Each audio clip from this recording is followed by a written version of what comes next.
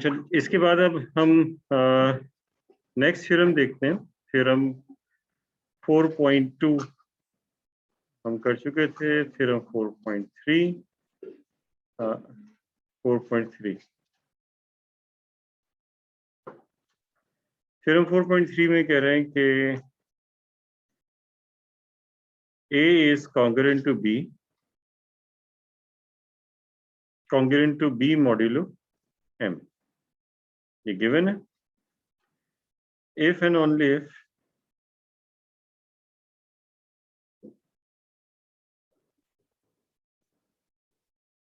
A and B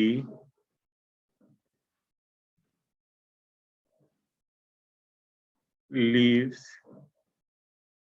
A and B leave the same remainder when divided by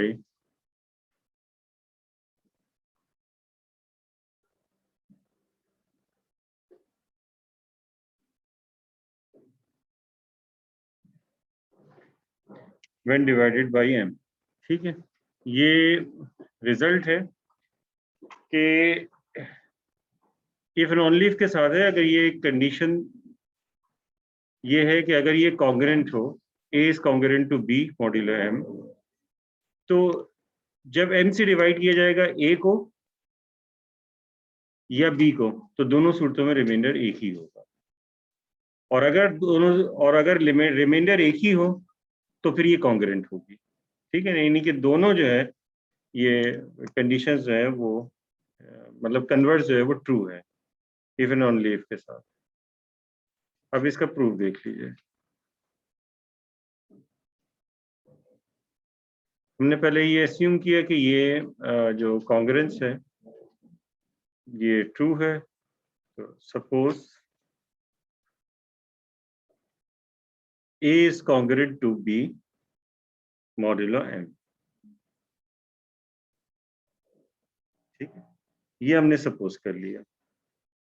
अब इसके बाद अगर ये कॉन्ग्रेंट जो है वो होता है तो हम ये कहते हैं कि M divides A minus B, या हमने एक और रिजल्ट पढ़ा था कि जो है A is equal to B plus KM। ठीक है ना, ये भी हमने पढ़ा था। हम इस तरह से कहते हैं A is equal to B plus KM। ये इस वजह से लिख रहे हैं कि हम रिमाइंडर थ्योरम जो डिवीजन एल्गोरिथम है उसको हम यूज कर सकें यहाँ पर, और वो भी कुछ इसी से मिलता जुलता जो है वो हमारे पास होता है। हम जहन में रहे कि डिवाइड कर रहे हैं यहाँ पर M के थ्रू। ठीक है, और किसको डिवाइड कर रहे हैं? हम डिवाइड कर रहे हैं A को, और हमारे पास जो रिमाइंडर आ रहा है वो B आ रहा है। ठीक है, ये बात हमें पता है कॉन्ग्रेंस से, जो कुछ हमने डेफिनेशन उसके मुताबिक पढ़ी। यहाँ पे हम लिख देते हैं फॉर सम इंटीजर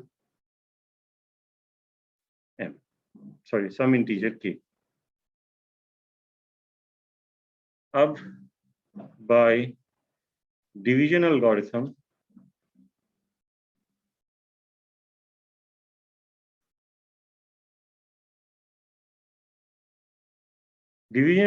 में हम क्या करते हैं कि डिवाइड करते हैं B को, ठीक है, थ्रू M। ठीक है, और हम जो है वो उसका रिमाइंडर लिख देते हैं कि वो R। तो अगर B को डिवाइड करेंगे थ्रू M तो हमारे पास कोई क्वोशंट आएगा। तो डिवीजन एल्गोरिथम के मुताबिक क्या होगा, हमारे पास एक क्वोशंट और एक रिमाइंडर होगा जो कि यूनिक होंगे। तो M से डिवाइड किया तो M into Q plus R होगा, where Q and R are integers, और ये जो है R की जो वैल्यू होगी वो 0 2, जिससे डिवाइड किया है तो डिवाइड हमने किससे किया? M से, ये होगी। And Q and R are integers, और इसके अलावा ये इंटीजर्स। तो ये सब हमारे पास होगा। अब हमारे पास है A is equal to B plus KM। और यहाँ हमारे पास है b is equal to M Q plus R. तो हम क्या कर सकते हैं कि b की जगह एम क्यू प्लस आर लिख सकते हैं। ठीक है, तो हमने लिखा now a is equal to b की जगह हमने लिख दिया एम क्यू प्लस आर और फिर उसके बाद है के एम। सो दिस इम्प्लाइज, ठीक है ना, या this implies a is equal to, अब हम क्या करेंगे, हम ये करेंगे कि इसमें से m इन दोनों में से कॉमन ले लेते हैं, तो ये जाएगा m times q plus R. तो q प्लस, अच्छा सॉरी q प्लस के होगा, q प्लस के, अच्छा q प्लस के जो है ये अब कोशेंट बन जाएगा समझ लीजिए, और r जो है वो इस तरह से रह गया। तो जब हमने b को डिवाइड किया था बाई m तो हमारे पास रिमाइंडर r था, और अब हमने इसका क्या मतलब है, बाई डिवीजन एल्गोरिथम अगर हम देखें तो q प्लस के हमारे पास कोशेंट है, a डिवाइड हो रहा है m के थ्रू और रिमाइंडर हमारे पास क्या आ रहा है m, ओ सॉरी r आ रहा है, और r की वैल्यू जो है वो वही है, वेयर यहाँ भी r वही रहेगा जो 0 एंड m के दरमियान। ठीक है, 10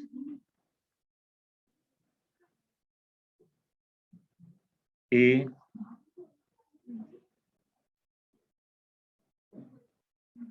leaves the same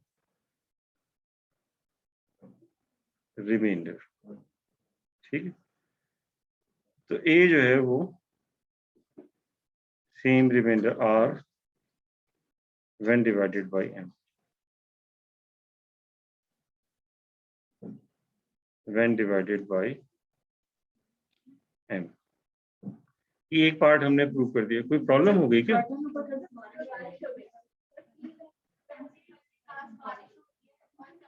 चलिए इसे कन्वर्ट सब देखते हैं।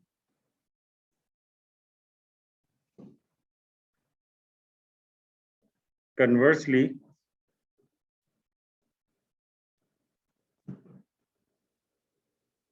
suppose both A and B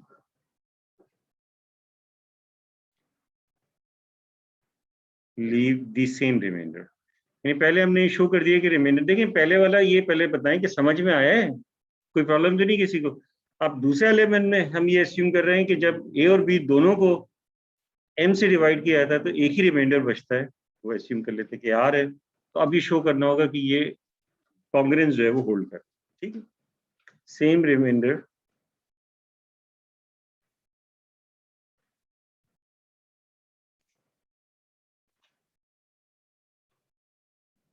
R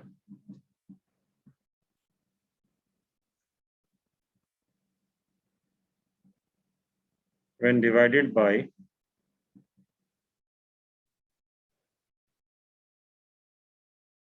m। ठीक है,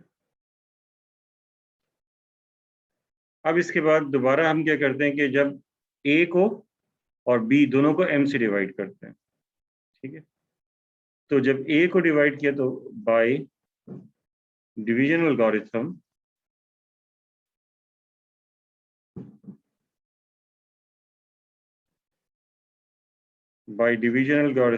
a इक्वल्स, a को डिवाइड कर रहे हैं m से, तो ये हो जाएगा एम क्यू प्लस आर। फिर b को भी डिवाइड कर रहे हैं m से, तो m और रिमाइंडर जो है वो वही रहेगा लेकिन क्वेश्चन कुछ और हो सकता है, तो M Q prime plus R हो गया। ठीक है, इसके बाद दोनों को सब्ट्रैक्ट कर दीजिए, यानी इसको 1 कह दीजिए, इसको 2 कह दीजिए, दोनों को सब्ट्रैक्ट किया तो a माइनस बी इक्वल्स, ये सब्ट्रैक्ट कर देंगे तो r से r कैंसिल हो जाएगा और यहाँ m कॉमन ले लीजिए, तो m times q minus Q prime.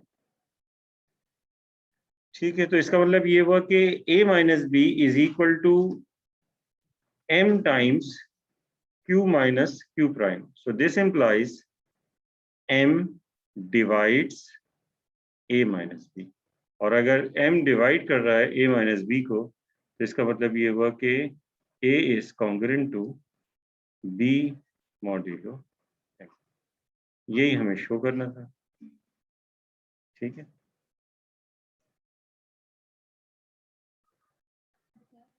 जी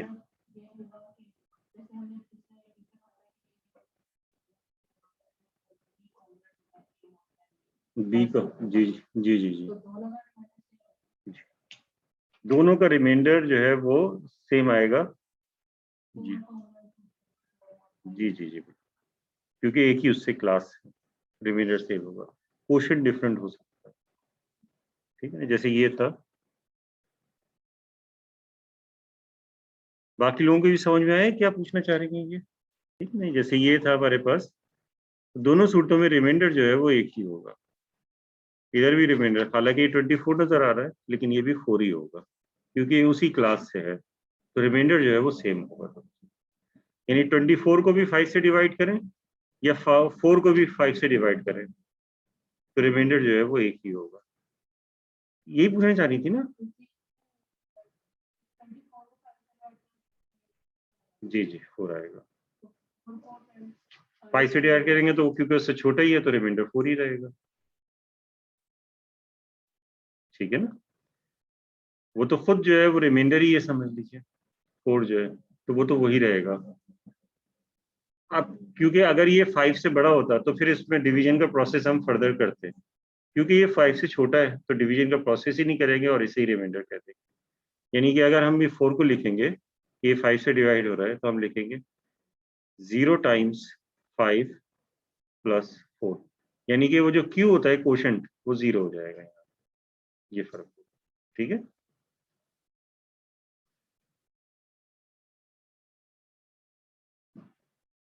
अब इसके बाद एक छोटा सा जो है क्वेश्चन यहाँ पे दिया हुआ है, वो क्वेश्चन करते हैं और फिर उसके बाद मैं रेजिड्यू क्लास, इसके बाद जो नेक्स्ट टॉपिक है वो रेजिड्यू क्लासेस ही है, तो फिर उसके बाद रेजिड्यू क्लासेस आपको जो है वो कराऊंगा। छोटा सा एक क्वेश्चन है, एग्जाम्पल है, या फिर prove that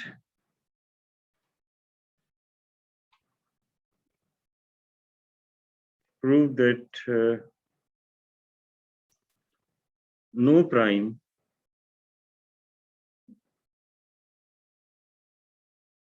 of the form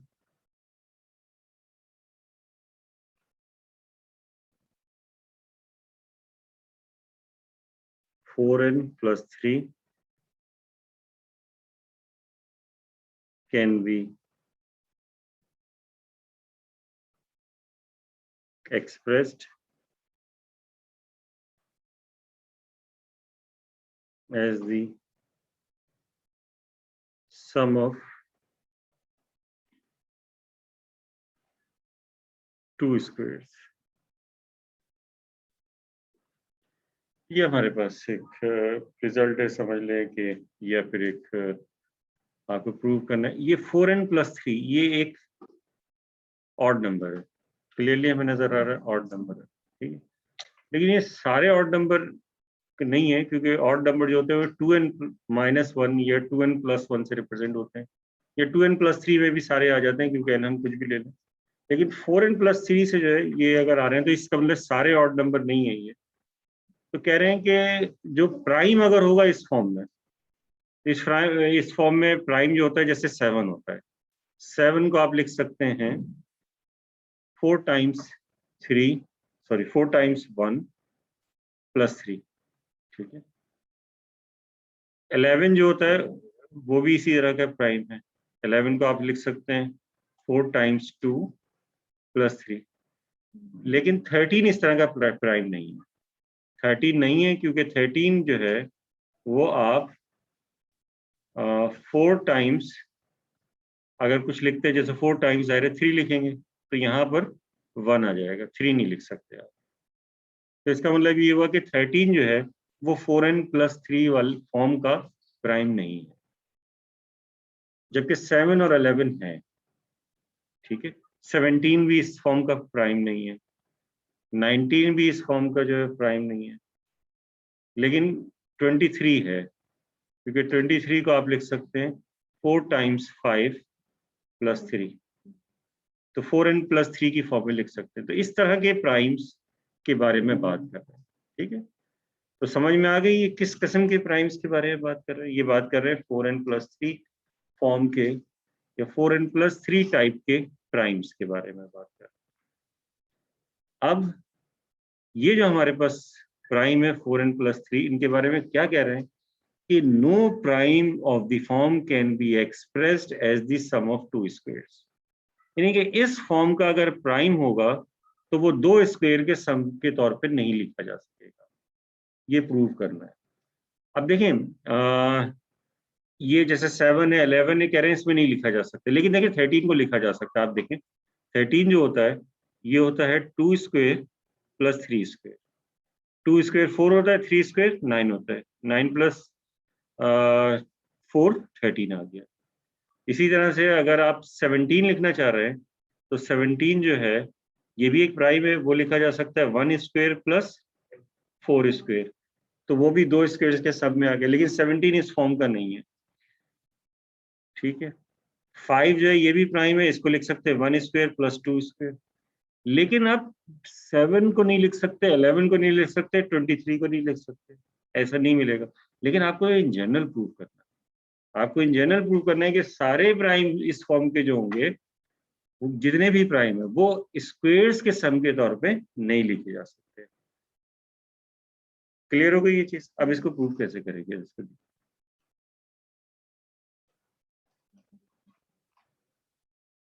जी कुछ कहना चाह रही? अच्छा, तो हमने अस्यूम कर लिया कि इस फॉर्म का जो प्राइम होगा उसे किसी एक से रिप्रेजेंट कर देते हैं। तो हमने अस्यूम कर लिया कि let n be a prime of the form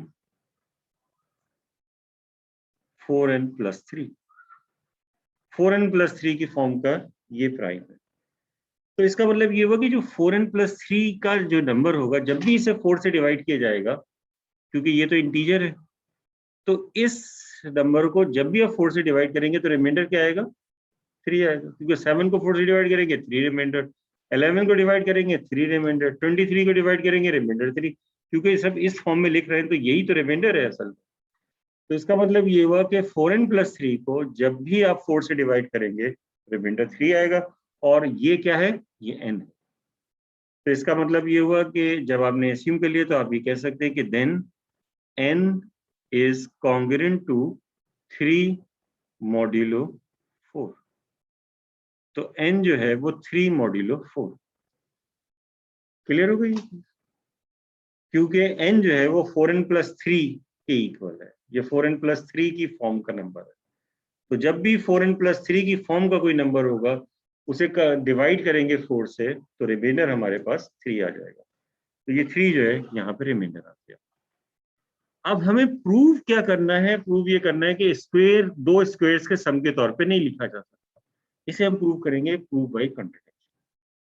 contradiction से प्रूव करेंगे, यानी कि हम ये एस्यूम कर लेंगे कि इन्हें स्क्वायर्स के तौर पे लिखा जा सकता है, ठीक है ना। तो हम ये कहेंगे assume that n can be written as the sum of two squares, दो स्क्वायर्स के सम के तौर पे लिखा जा सकता है n को, ये हमने assume कर लिया। दैट इज, तो इसका मतलब ये हुआ कि n इज इक्वल टू, दो का स्क्वायर लिख देते हैं, एक a कह देते हैं, एक को a स्क्वायर, दूसरे को कह देते हैं b square. n equals to a square plus b square.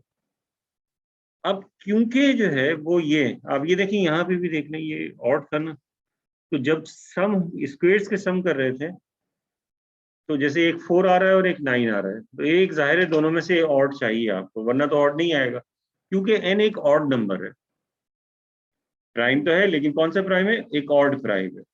तो अगर n एक ऑड प्राइम है तो इसका मतलब a स्क्वायर और b स्क्वायर इन दोनों में से लाजमी एक को ऑड होना है, क्योंकि अगर दोनों इवन हो गए ठीक है ना, लाजमी एक को ही होना है, सिर्फ एक को, दूसरे को नहीं होना, क्योंकि अगर दो ऑड हो गए तो भी सम इवन हो जाएगा। तो किसी एक को, सिर्फ किसी एक को ऑड होना है। अब जो है वो किसी एक को आप एस्यूम कर लेते हैं, n is an odd prime, thus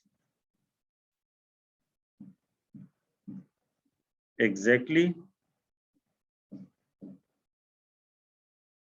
one of a square and b square is odd। तो अब आपको इन दोनों में से किसी एक को ऑड लेना होगा, आपकी मर्जी है। तो आपने एस्यूम कर लिया कि late a square be an odd integer and let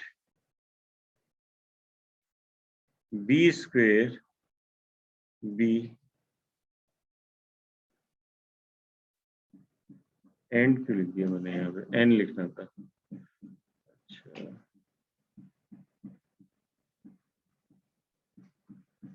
अच्छा, and let B square be an even integer,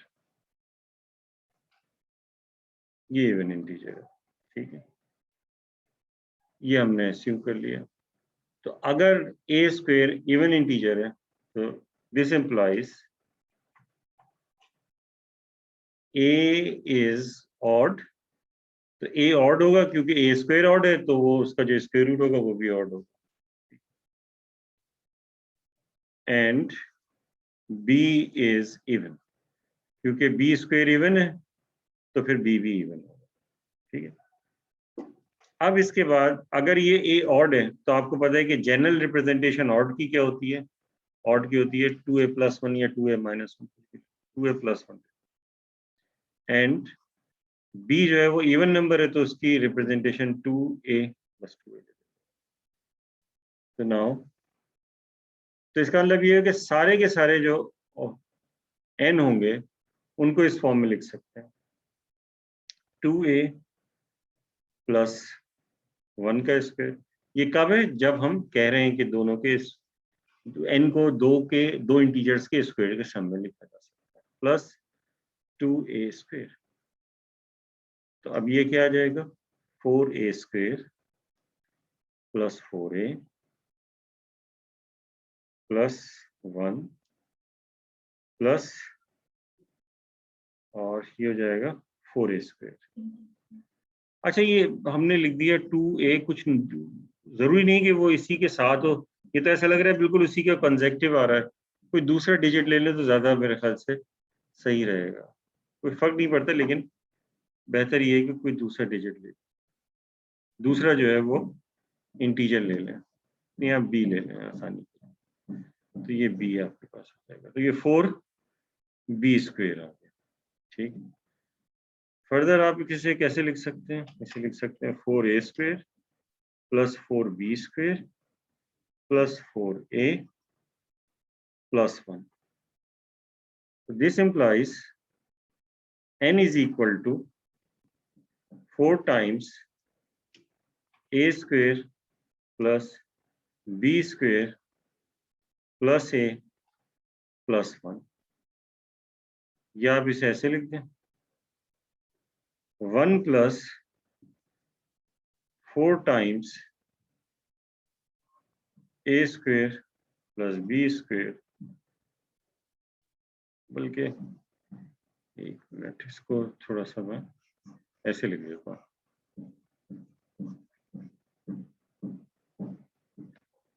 इसको ऐसे लिख दें कि n-1 is equal to 4 times a square plus b square plus a, and this implies 4 divides n-, and this implies n is congruent to 1 modulo 4।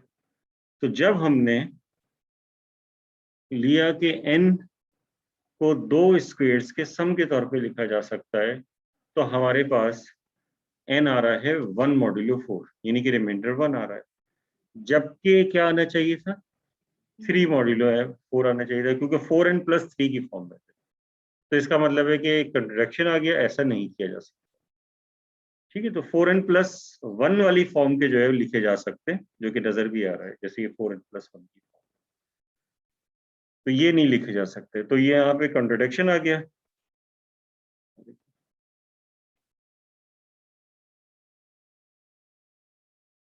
This gives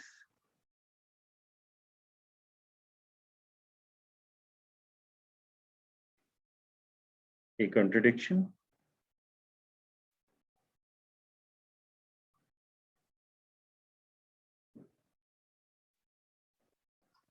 since n is congruent to 3 modulo 4। ठीक है, ये हमारे, अब इसके बाद हम शुरू करेंगे वो चीज जो पूछ रही थी। वैसे कनेक्ट हुए ये लोग, नहीं कनेक्ट तो नहीं हुए।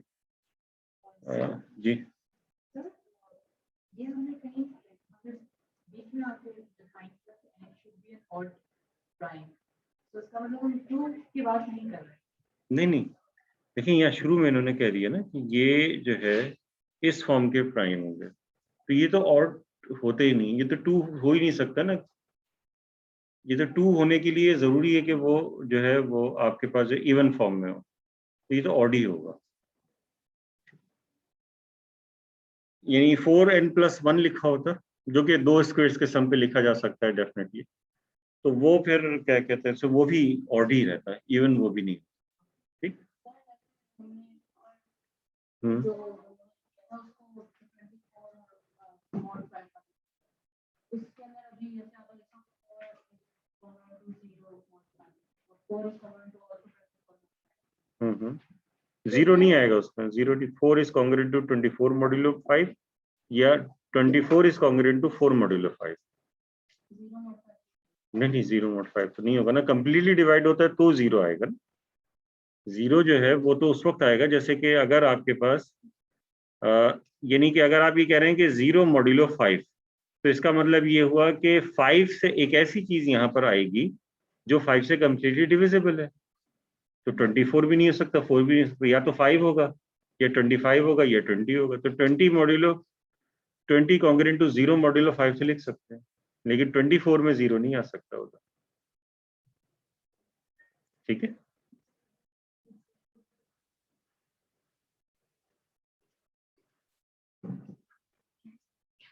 चल अब इसके बाद हम नेक्स्ट जो है वो शुरू करते हैं, जिसे हम कहते हैं कॉन्ग्रुएंस क्लासेस।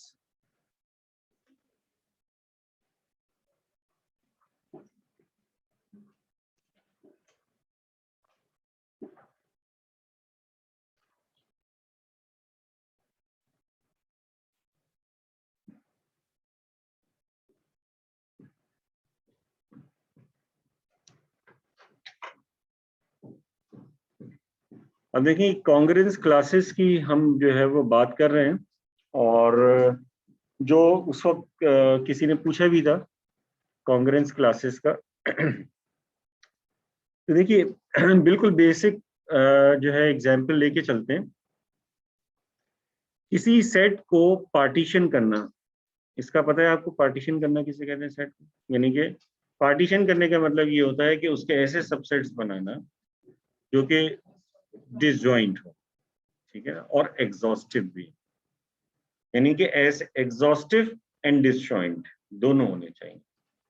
ठीक है, ऐसे सबसेट, अगर दो सबसेट फॉर एग्जांपल, अगर मेरे पास सेट ए है और सेट ए के ये 4 एलिमेंट्स हैं 1 2 3 4, एक सबसेट मैंने इसका बनाया 2 3, एक सबसेट मैंने बना दिया 4, तो ये डिसजॉइंट तो है लेकिन ये पार्टीशन नहीं कर रहा है क्योंकि ये एग्जॉस्टिव नहीं है। एग्जॉस्टिव का मतलब ये होता है कि उनका यूनियन वो उसी सेट के इक्वल आना चाहिए। ठीक है, इन दोनों कंडीशन जो है सेटिस्फाई होनी चाहिए। एक तो ये कि उनका इंटरसेक्शन जो है वो ऐसे सेट्स एग्जॉस्ट वो होंगे पार्टीशंस में जिनका इंटरसेक्शन जो है वो नल सेट हो, हर दो का ये सारे का इंटरसेक्शन जो है वो नल सेट हो, न सिर्फ नल सेट हो बल्कि इसके अलावा जो है वो क्या होना चाहिए कि जो यूनियन है वो उसी सेट के इक्वल आना चाहिए, तो फिर वो इसका मतलब पार्टीशन। जैसे ये अगर हमारे पास इवन नंबर का सेट, सॉरी ये हमारे पास इंटीजर्स है जी, ये हमारा इंटीजर्स का मतलब होता है पॉजिटिव नेगेटिव सारे नंबर्स जो हैं वो इसमें आते हैं। तो अगर हम इसके इसमें ये करें कि यहाँ पे हम लिख दें इवन और यहाँ पे हम लिखते हैं ऑड, तो इसका मतलब है कि हमने इसकी दो क्लासेस बना दी, एक जो है वो इवन नंबर की क्लास है और एक जो है वो ऑड नंबर की क्लास है। ये मैंने इस वजह से शुरू किया है इवन और ऑड से, क्योंकि इनसे आप लोगों की फेमिलियरिटी है, फेमिलियर हैं आप लोग इन चीजों से, ठीक है ना। ऑड और इवन सबको पता है कि ऑड नंबर जो होते हैं वो कौन से होते हैं, इवन नंबर के होते हैं। नेगेटिव पॉजिटिव दोनों की हम बात कर रहे हैं। जैसे ही इवन नंबर की बात करेंगे तो 0 +-2 +-4 +-6, ऑड नंबर की बात करेंगे तो ये हो जाएगा +-1 +-3 +-5, ये सारे जो है वो ऑड नंबर है। अच्छा, स्टूडेंट के मैसेज आना शुरू हो गए कि क्लास नहीं लें, एक दूसरी क्लास है और फोन भी आना शुरू हो गया। अब मैं इसको क्या करूं, मैं रिसीव करूं काटूं? एक मिनट में। हाँ देखिए ये जो है मैं इसको थोड़ा सा जो रिव्यू करा दूं ताकि रिकॉर्डिंग में ये आ जाए। इवन और ऑड में दो हिस्सों में डिवाइड किया हुआ है। अब हमने इवन नंबर की क्लास ली, इवन नंबर की क्लास हम इसको जो है वो कॉन्ग्रेंस क्लास में देख रहे हैं कि ये सारे इवन नंबर्स हैं जिनको हमने 2 से डिवाइड किया, तो हमने देखा कि रिमाइंडर इनका 0 आ गया। तो मॉड्यूलो 2 में इवन नंबर सारे एक ही क्लास में होंगे क्योंकि इन सब का रिमाइंडर 0 आ रहा है। अब इसके बाद ऑड नंबर्स को देखें, जैसे कि हम 3 को देखते हैं, तो जब 3 का हमने लिया तो ये रिमाइंडर जो है 1 आएगा 2 से डिवाइड करने पर।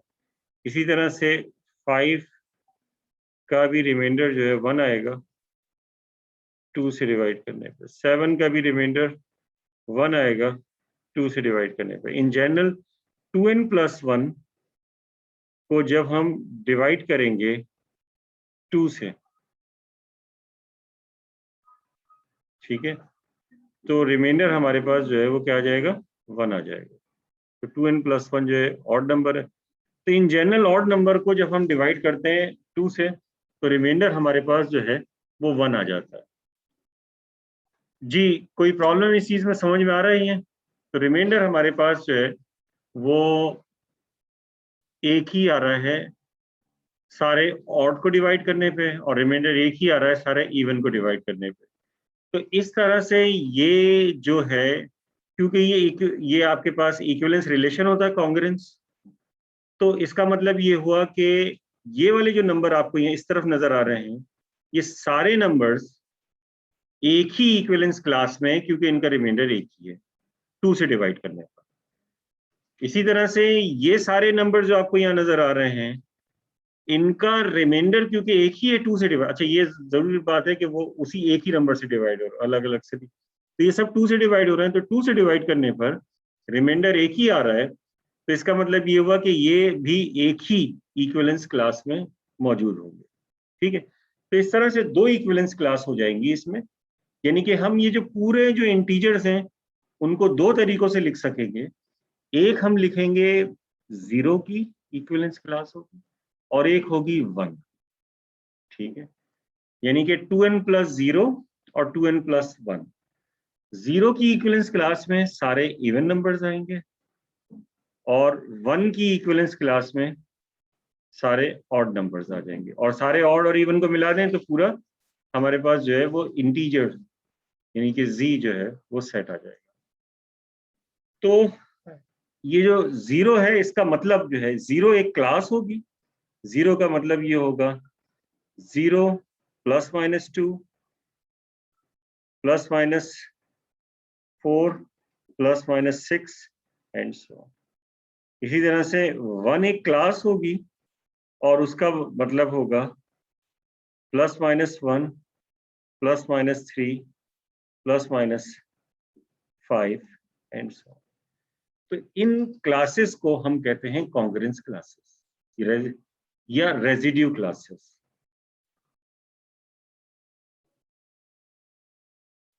कॉन्ग्रुएंस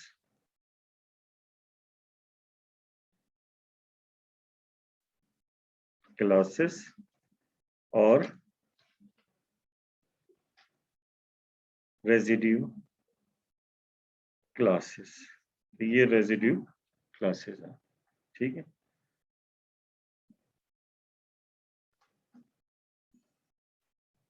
अब अगर हम जो है वो 3 से डिवाइड कर रहे हैं, यानी कि हमारे पास जो है इंटीजर मॉड्यूलो 3 अगर हमारे पास है, देन तो फिर क्या होगा, इंटीजर मॉड्यूलो 3। तो किसी भी इंटीजर को डिवाइड करेंगे हमारे पास 3 पॉसिबल रिमाइंडर होंगे, क्योंकि जाहिर है 3 से डिवाइड करें तो 0, 1, 2 ये रिमाइंडर। फॉर एग्जाम्पल चले मैं ऐसे करता हूँ, 3 से जरा बड़े नंबर को करके देखते हैं, जैसे 4 को डिवाइड किया तो 4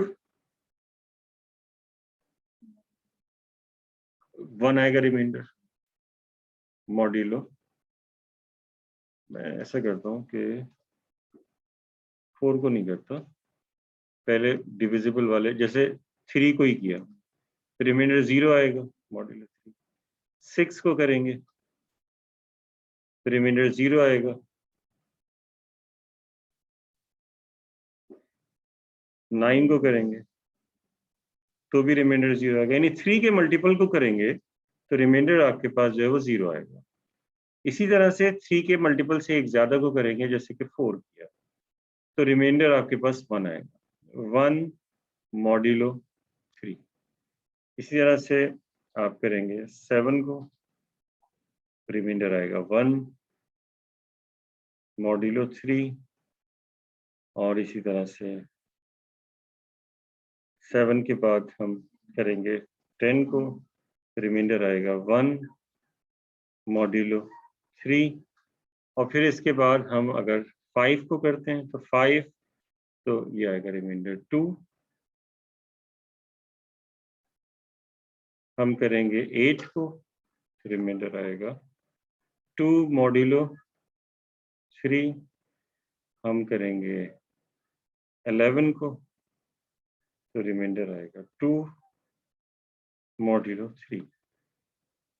और इन जनरल अगर हम 3n को डिवाइड करते हैं 3 से, तो ये आएगा रिमाइंडर 0। 3n प्लस 1 को डिवाइड करते हैं 3 से, तो रिमाइंडर 1 आएगा।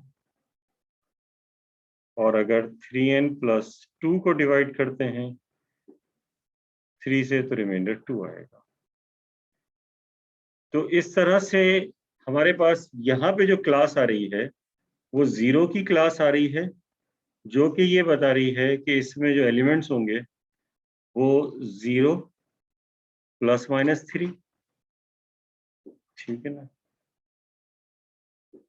0 ±3 ±6 एंड सो ऑन, ये इस तरह के एलिमेंट। यहाँ पे जो हमारे पास क्लास आ रही है ये 1 की क्लास होगी, ठीक है। और इसमें जो एलिमेंट्स होंगे वो किस तरीके से होंगे, इसमें होगा एक 1, और क्या होगा, इसमें होगा 4, 7, और नेगेटिव साइड पे देखेंगे तो इसमें होगा -1 नहीं होगा, इसमें होगा -2, और इसमें होगा -5 एंड सो। इस वजह से प्लस माइनस में मैं यहाँ नहीं लिख सकता, ठीक है। ये समझ में आई, क्योंकि -2 को जब डिवाइड करेंगे हम 3 से तो रिमाइंडर जो है 1, ठीक है, क्योंकि आपको डिवीजन का तो रूल पता होगा ना, -2 को डिवाइड कर रहे हैं। तो अगर हम जो है -2 यानी -2 है और डिवाइड कर रहे हैं 3 से, तो हमें यहाँ पर जो है किससे मल्टीप्लाई करना पड़ेगा, 1 से, तो ये 3 आया। और फिर उसके बाद जो है या -1 करेंगे तो ये -3 होगा, साइन चेंज करते हैं तो ये आपके पास 1 आ जाएगा। तो रिमाइंडर जो है ये 1 आया, ठीक है, कोशेंट यहाँ -1 होगा। तो -2 इज इक्वल टू ये हो जाएगा 3 मल्टीप्लाई बाई -1 + 1। ये कोशेंट क्यू हो गया, ये डिवाइजर था और ये रिमाइंडर हो गया। ठीक है जी।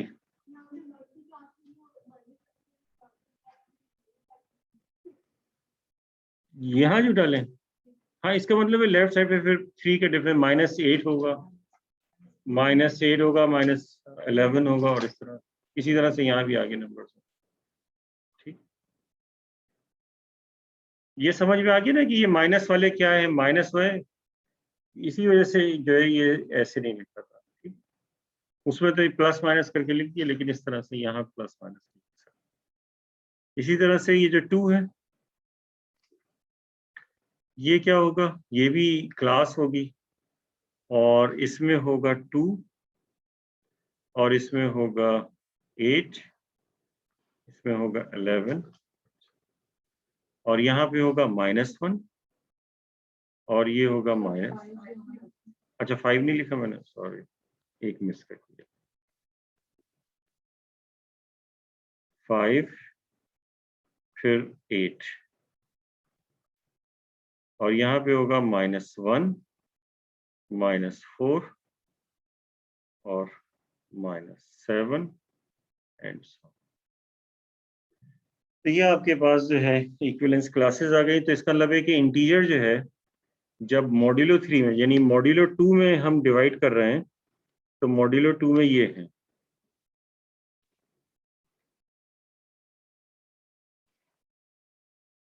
ठीक है, ये 2 में पार्टीशन हो गया। अब जब हम इंटीजर्स को पार्टीशन करेंगे रेजिड्यू क्लासेस के मॉड्यूलो 3 में, तो z मॉड्यूलो 3, तो ये इसके जो है 3 पार्टीशन हो जाएंगे, एक 0 की क्लास, एक 1 की क्लास और एक इसी तरह से 2 की क्लास। ठीक है, 0 की क्लास का मतलब होगा 0 +- 3 +- 6, ये सारे एक ही क्लास में नजर आए। तो अब आप इसी तरह से देखें ये वाली चीज को। चलें एक और मैं आपको बता देता हूँ 4 का। जब आप इसको देखेंगे z मॉड्यूलो 4, तो इस तरह से ये जो इंटीजर है ये 4 क्लासेस में डिवाइड हो जाएगा। एक होगी 0 की क्लास, एक होगी 1 की क्लास, एक होगी 2 की क्लास, एक होगी 3 की क्लास। ठीक है, और फिर उसके बाद जब हम इसे जो है वो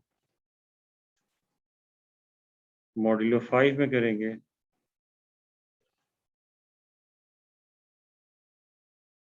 तो इसके 5 हिस्से हो जाएंगे, 0, 1, 5 नहीं बनाए मैंने, अच्छा 5 ऐसे कर दो, 2, 3, 4। अब आप इसे देखिए, ये जो आपके पास है, जो यहाँ पर आया था पहले, जो स्टूडेंट्स पूछ रहे थे, कहाँ चला गया, इरेज कर दिया क्या मैंने? हाँ जी जी, 20 और था ऊपर, ये ठीक है। तो ये जो आपके पास है, तो ये असल में दोनों एक ही क्लास से रिलेटेड है, इस वजह से आप ये इंटरचेंज कर रहे हैं, यानी कि इनकी जो मॉड्यूलो क्लास है वो एक ही है। यानी कि वो जो क्लास है 4 की, इसमें जो 4 की क्लास है, इस 4 की क्लास में जो है सिर्फ पॉजिटिव वाले लिख रहा हूँ ना मैं, तो एक 4 होगा, एक क्योंकि मॉड्यूलो 5 है, एक 9 होगा, एक 14 होगा, 19 होगा, 24 होगा, 29 होगा, ये एंड्स हो, ये सारे अच्छा नेगेटिव वाले भी होंगे लेफ्ट साइड, तो ये सारे इसमें नंबर्स हैं। तो ये सब क्योंकि एक ही मॉड्यूलो क्लास में है, तो आप इनकी जगह कुछ भी लिख सकते हैं, कोई फर्क नहीं पड़ता। आप चाहे 4 लिखें, 9 लिखें, 14 लिखें, 19 लिखें, कुछ भी लिख दें। इक्विवेलेंस क्लास का मतलब है कि उसी क्लास के अंदर मौजूद है, तो और वो जो है एक नंबर वो रिप्रेजेंट कर रहा है, रिप्रेजेंटर उसे कहते हैं हम। यानी कि ये जो 4 है ये समझ लीजिए कि अपनी क्लास का रिप्रेजेंटेटर है, अपनी क्लास को रिप्रेजेंट कर रहा है। इसकी जगह आप कुछ भी चाहे लिख दें, इससे कोई फर्क नहीं पड़ेगा, ना रिजल्ट पे ना कैलकुलेशन। बिल्कुल बिल्कुल लिख सकते, ठीक है। 9 कॉन्ग्रुएंट टू 4 मॉड्यूलो। तो ये जो चीज है ये कहलाती है क्या कहते हैं उसे, रेजिडुअल क्लास, या इसे हम जो है कॉन्ग्रुएंस क्लास भी कहते हैं जी। इस रेजिडुअल क्लास या कॉन्ग्रुएंस क्लास में किसी किस्म की कोई प्रॉब्लम? चलें ठीक है। अब इसके बाद अब हम नेक्स्ट रिजल्ट कर सकते हैं।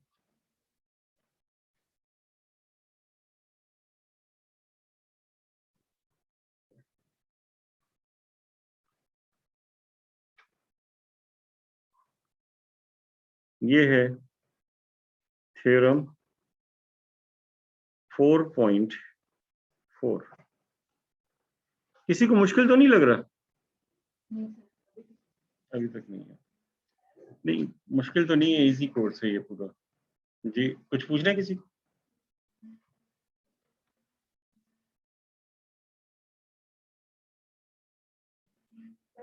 जी जी।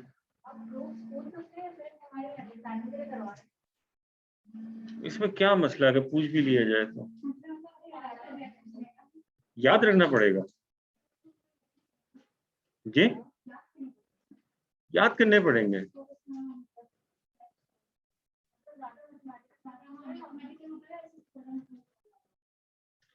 ये जो थ्योरम्स हैं ये मतलब इसके तो क्वेश्चंस भी ऐसी हैं थ्योरम्स, जैसे इससे क्वेश्चन मैंने कराया था, वो भी कोई प्रूफ जो है वो वैसा तो नहीं है जैसे अभी ये क्वेश्चन एक कराया है,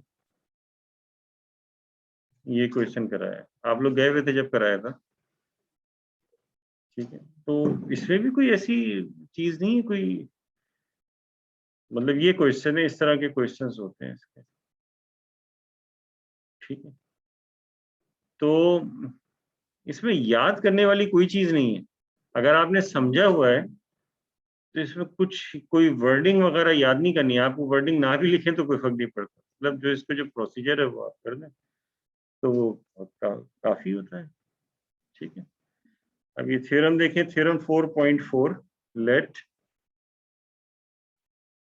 A is congruent to B modulo M and C is congruent to D modulo M। दोनों ये दोनों अलग अलग हैं, ये A और B है, ये C और D है, और दोनों कॉन्ग्रुएंसेस हैं, ठीक है। देन तो दो चीजें प्रूव करनी है आपको। Number 1, A is equal to, अच्छा A is equal to sorry A plus C congruent to B plus D modulo M। तो देखें यहाँ ये आपको ऐसा लग रहा है, नजर आ रहा है कि दोनों कॉन्ग्रुएंस ऐड किए हैं आपने, दोनों कॉन्ग्रुएंस ऐड किए हैं, ठीक है। नंबर 2, फिर इसके बाद जो है दूसरा इसका पार्ट है, इसमें कह रहे हैं कि AC is congruent to BD modulo M, ठीक है। ये हमारे पास है। कोई आप लोगों को परेशानी तो नहीं हो रही, गलती से क्लास ले लिया आप लोगों ने, ये वाला ग्रुप कोर्स है इसका, अब प्रूफ देखते हैं।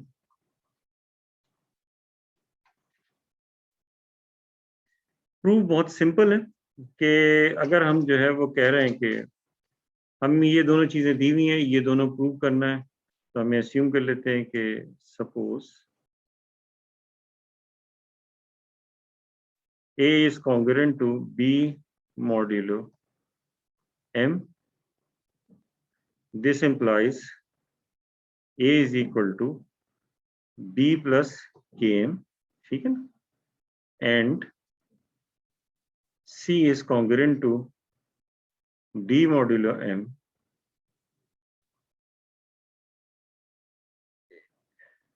और इसका मतलब ये हो जाएगा C is equal to D plus और K तो लिख लिया L M कर दिया, ठीक है।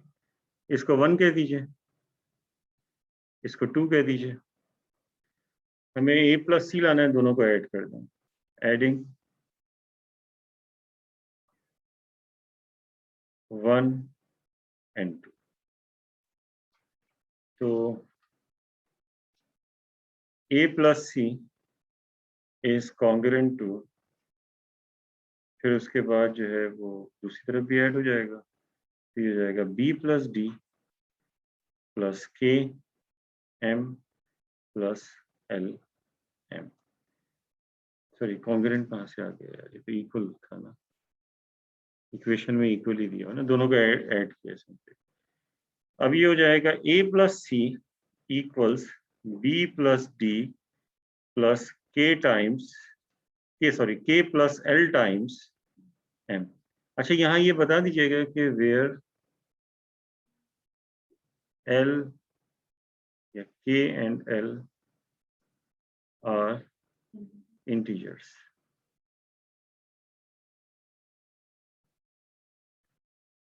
तो ये हमारे पास हो गया। अब इसका क्या मतलब हुआ, यानी A की जगह A प्लस सी आ गया, B की जगह B प्लस डी आ गया, और K की जगह K प्लस L है, और ये M।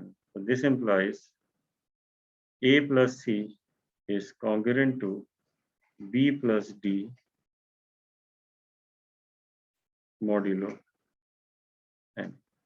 यही हमें प्रूव करना था, तो ये हमने पहला पार्ट जो है प्रूव कर दिया,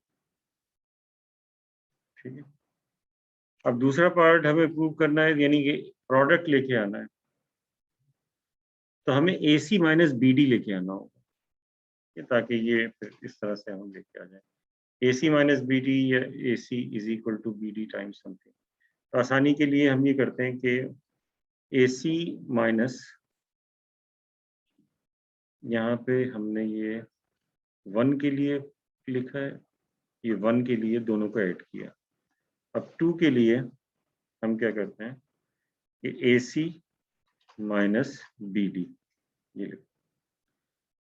तो अब हमने क्या किया है कि AC, क्योंकि अच्छा AC और ये माइनस BD है, हमने माइनस BC इधर किया और इसमें प्लस कर दिया BC माइनस BD, ठीक है। ये कैंसिल होगा तो कोई फर्क नहीं पड़ता, हम इसको ऐसे लिख देंगे, तो हमने इसको ऐसे लिख दिया, ठीक है।